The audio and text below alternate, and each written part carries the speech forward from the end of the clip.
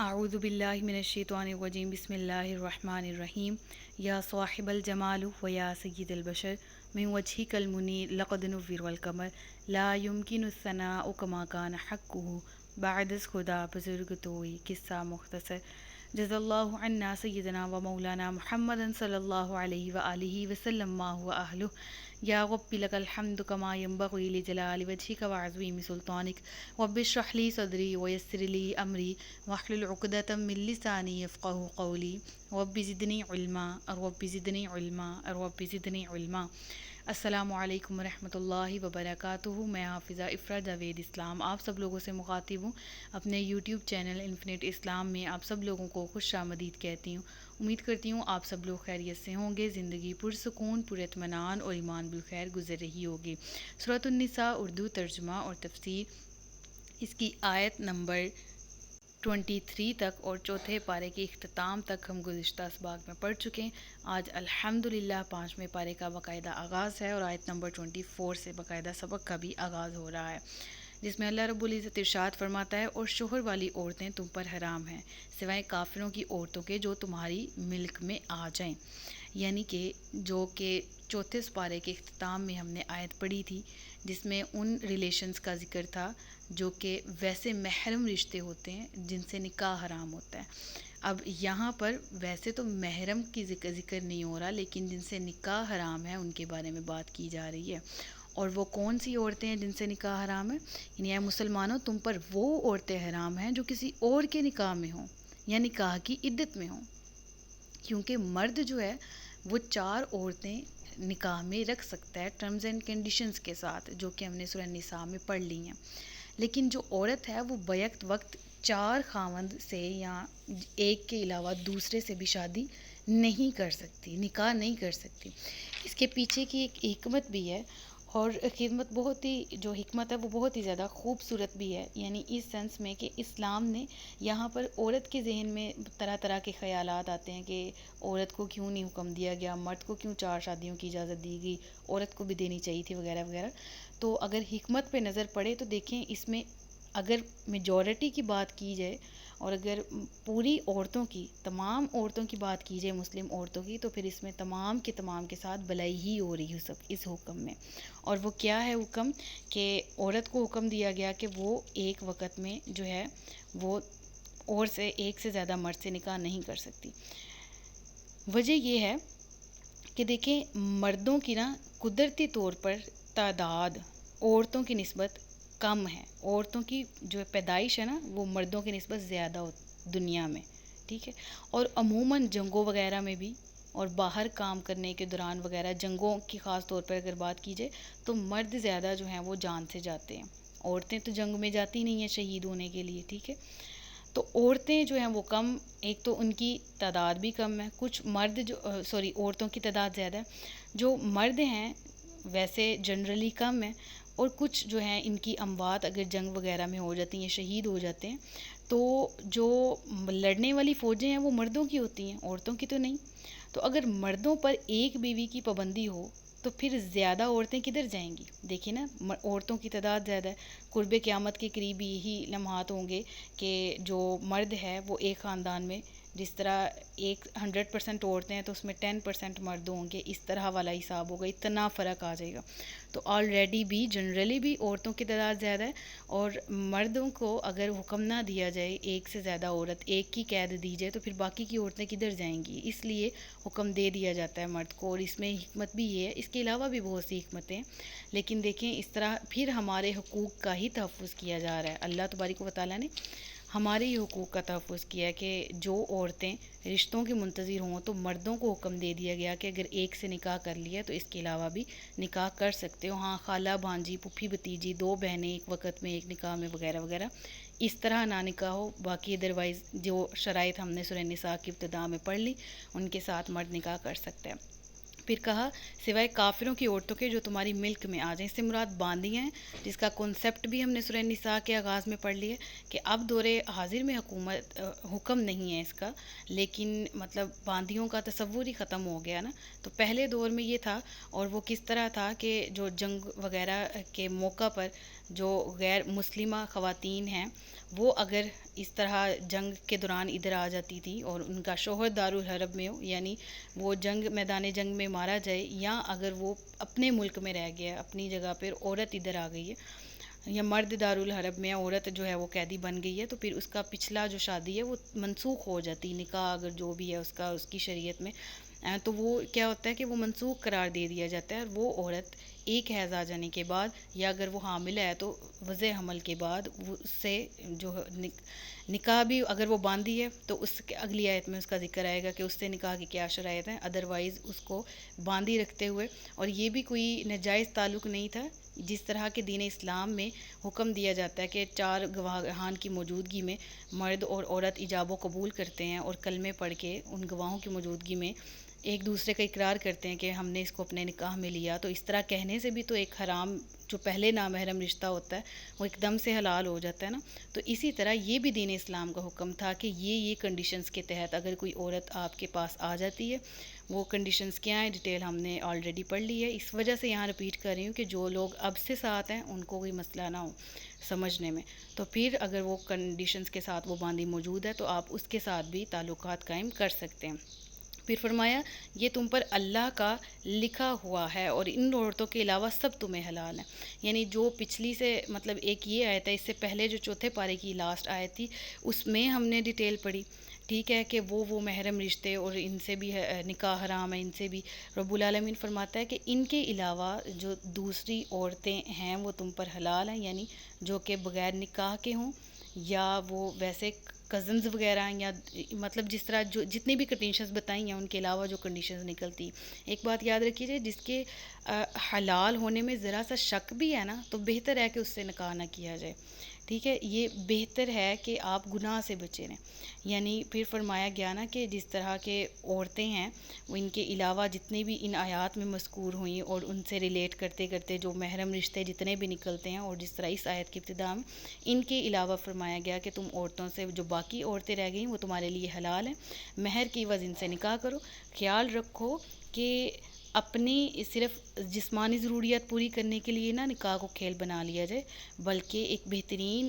زندگی گزارنے کے لیے، نئی نسل کو پروان چڑھانے کے لیے نکاح کیا جائے. کیونکہ بچے جو ہیں وہ تو جانور بھی پیدا کر لیتے ہیں، تو پھر انسانوں اور جانوروں میں فرق کیا رہ گیا کہ انسان جو ہیں وہ لمٹس کا خیال رکھتے ہیں. ان کو اگر مسلمان ہیں تو ایک شریعت دی گئی، ایک طریقہ، ایک ضابطہ حیات دیا گیا جس کے تحت وہ عمل کر کے ہی اپنی جائز ضروریات کو پورا کر سکتے ہیں.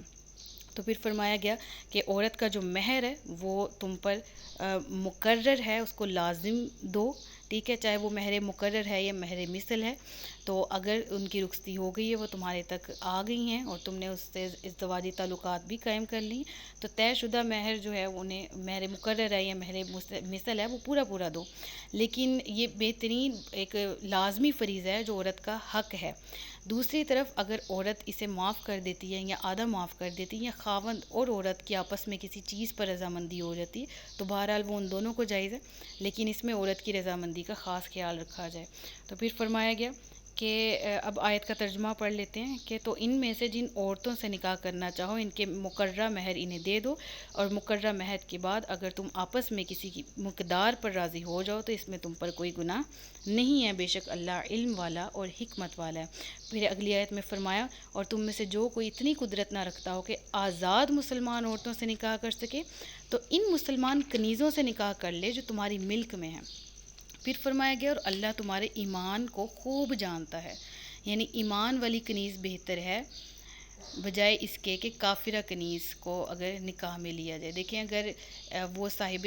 اس طرح کی طاقت نہیں رکھتا ہے کہ وہ آزاد مومنہ عورت کو نکاح ملے اور اسے اپنی گناہ کے خود پر صادر ہو جانے کا اندیشہ ہو، اسے اپنی شہوت کے غالب آ جانے کا اندیشہ ہو، تو فرمایا گیا کہ بہرحال تم زنا کے قریب نہ جانا. ہاں تم غلام لونڈیاں جو ہیں وہ ان سے نکاح کر سکتے ہو، اور بہتر ہے کہ وہ مومنہ ہوں. اللہ تعالیٰ بہتر جانتا ہے کہ جو تقوی میں زیادہ قریب ہوتا ہے، خواہ وہ آزاد عورت ہے، آزاد مرد ہے، غلام ہے یا لونڈی ہے، جو تقوی جس کے پاس زیادہ ہے، جو اللہ کے زیادہ قریب ہے وہی مقام اور مرتبے والا ہے۔ پھر فرمایا گیا اللہ تمہارے ایمان کو خوب جانتا ہے، تم سب آپس میں ایک جیسے ہو، جو ان کے مالکوں کی اجازت سے ان سے نکاح کر لو تو اچھے طریقے سے انہیں ان کے مہر دے دو، یعنی کہ جو اگر لونڈی ہے اس کے مالک کی اجازت سے ہی اس سے نکاح کیا جائے، اور یاد رہے کہ وہ مالک کے لیے اس وقت تک حلال ہے جب تک وہ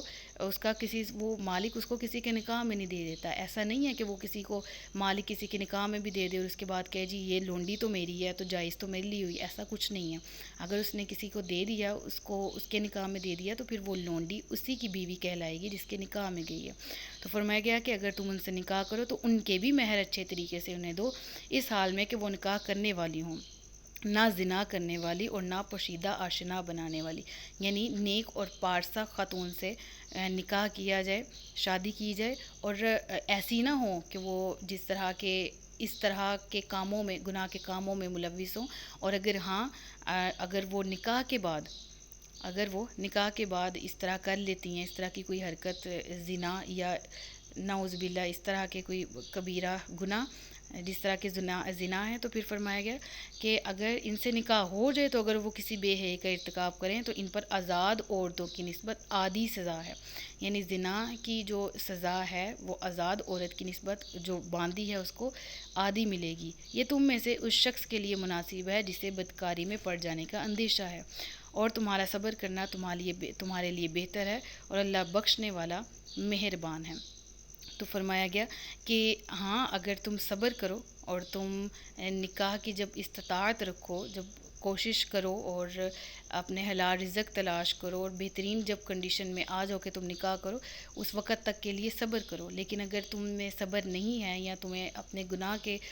صادر ہو جانے کا ڈر ہے تو اس صورت میں تم لونڈی سے نکاح کر سکتے ہو، اس کی تمہیں اجازت ہے۔ اللہ تعالیٰ بخشنے والا مہربان ہے، یعنی رب العالمین فرما رہے کہ میں تو گناہوں پر بھی بہت مہربان ہوں بندوں پر، کہ وہ گناہ کرنے کے باوجود بھی بخش دیے جاتے ہیں، تو یہ تو پھر کسی لونڈی سے نکاح کرنا گناہ بھی نہیں ہے، تو اس لیے تمہیں اس کی اجازت ہے۔ فرمایا گیا آیت نمبر 26 میں اللہ چاہتا ہے کہ اپنے احکام تمہارے لیے بیان کر دے اور وہ